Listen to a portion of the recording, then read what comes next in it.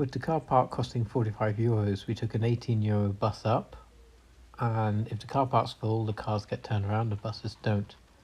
Anyway, we arrived at the top,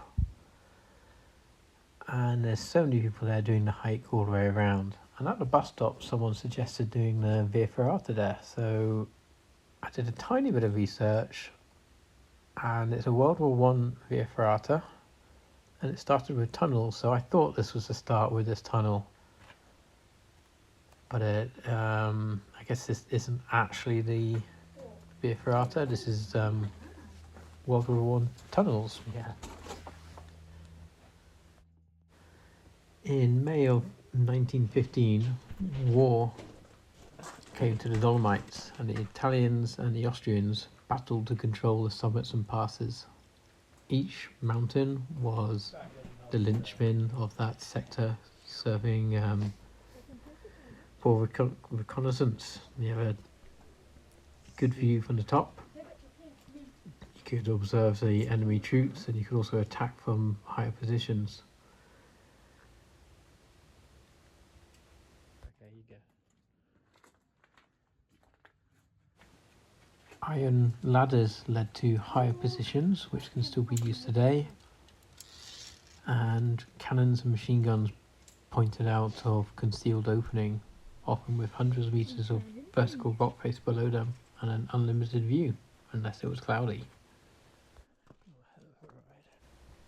This area of cime was one of the more advanced Italian outposts, and to capture this would take an extraordinary amount of skill and effort, and the Austrians did try, particularly on July 4th, 1915, but the Italians did hold on to this. As winter started in 1916 and 1917 started, 148 period in December of 1916, 10,000 men from both sides would die as a result of avalanches. And remember, avalanches could be set off deliberately, so this was a front line where 1 million people died. Although it's not taught well in schools where I was brought up.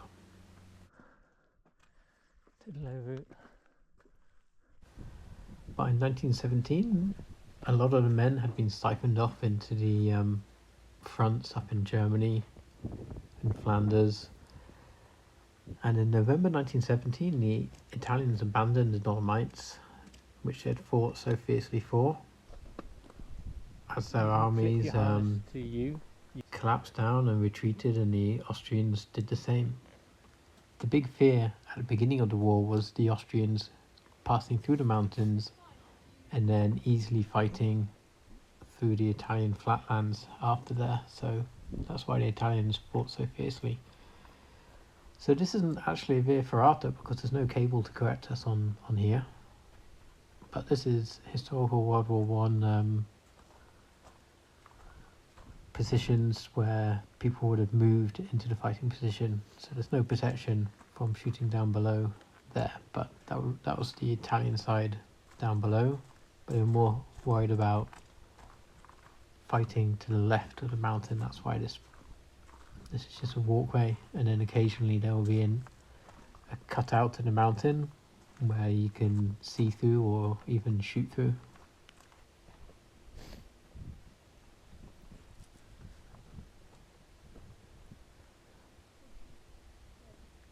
So we cross a little bridge, we're going to come to a little cutout of the mountain. Wow.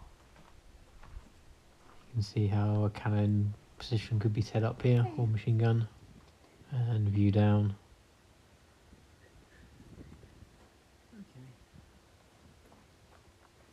So initially I did think this was the Via Ferrata, but apparently I guess it's not the Via Ferrata, because we found the real Via Ferrata later. This is the line where we just walked down this little wooden bridge. Everything we walked pretty cool. You see it's man-made. And a man-made cutout from World War One. Pretty crazy. Let's cross this bridge. It wouldn't ever fall down there. twice. Maybe that's more bridge scattered down the bottom. Anyway, we scramble on up. There's nothing like completely dangerous, but it would have been nice to have a cable to attach to, I do admit, but it's nothing completely wild.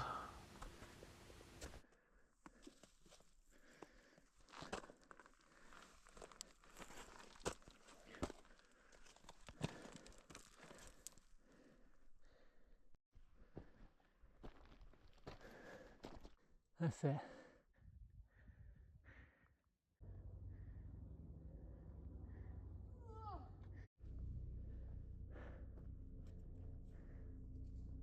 Good view of a snow cornice there. That's something that can collapse if you step on it. Anyway, scrambled up and reached the, well, I guess this is a coal. And then we wanted to head straight back down, which was the real Via Ferrata. Okay. We went down a section of Via Ferrata, which when we got to the bottom, there was like a kind of danger snow sign, and we could have taken a different route, but this was a fun adventure, and I could see it could work from the top, and it worked quite fine. Anyway, we continued on down the actual Via Ferrata. And just crazy stuff like this. There's no cable here, so we, cross over. Some people heading up. It was around 60% going up, 40% of people coming down. And eventually we got into some more tunnels from WW1. And these tunnels actually led us all the way back down. The tunnels were seriously long and lots of passages, and the tunnels were made so troops could move around and live without the dangers of avalanche or being shot at.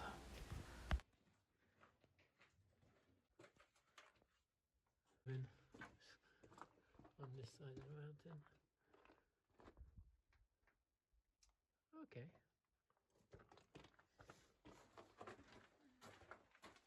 What? Oh, it's amazing. Yeah, turn right there.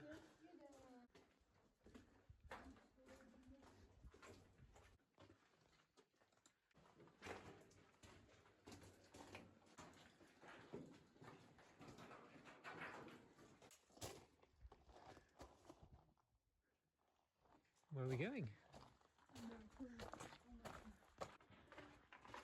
The tunnels are super long.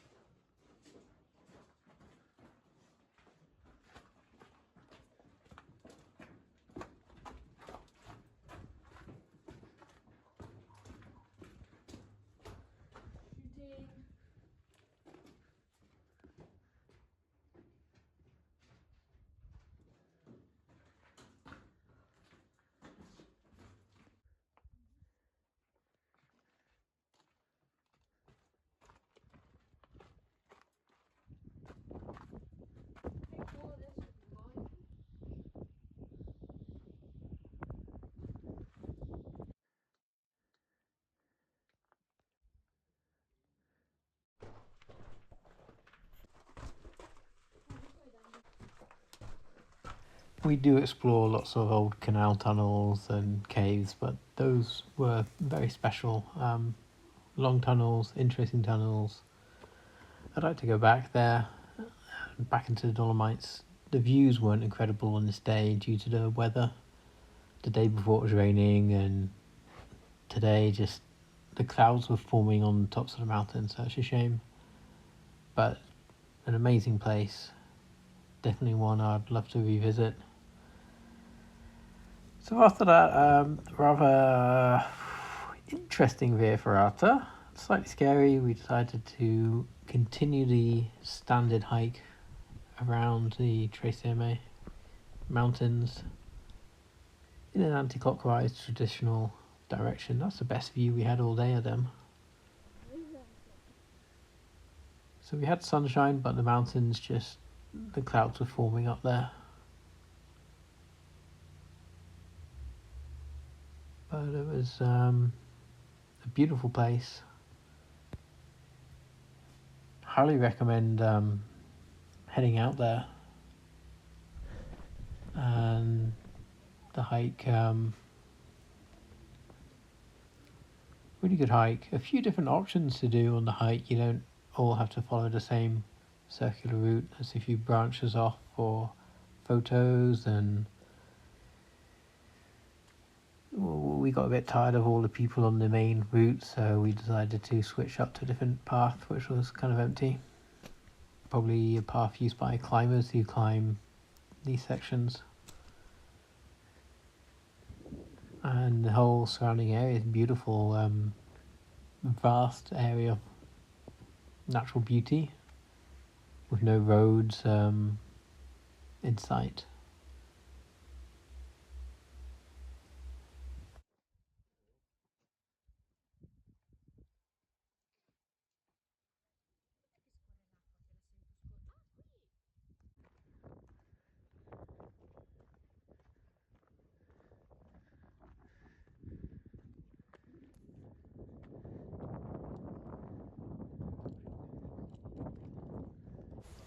After a tiring, adventurous day out, we took the bus back down. And it's a place I would love to visit again on a less cloudy day. Then headed out for pizza in Cortina. Instagram, is it? Yeah. That was a good day in the Dolomites.